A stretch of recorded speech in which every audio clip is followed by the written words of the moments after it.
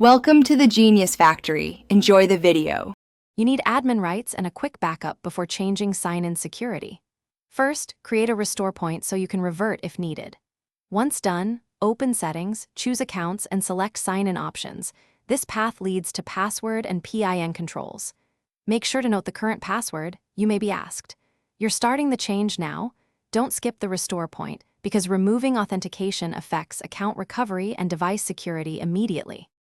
You'll now remove the active sign-in method step by step. First, under Sign-in options, turn off any password or dynamic lock toggles. These control automatic sign-ins.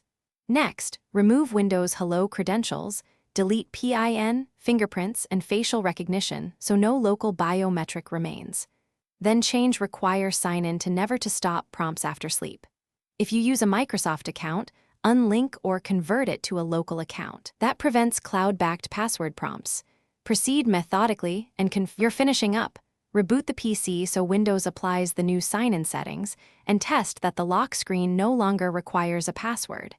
If Windows still asks, sign in once with your password, reopen sign-in options, and repeat the removals. Sometimes changes need a confirmatory login. If you get locked out, use the restore point or boot safe mode to revert settings. As a tip, keep another admin account available before removing all authentication to avoid complete lockout. Thanks for watching. If you found this helpful, don't forget to like and subscribe.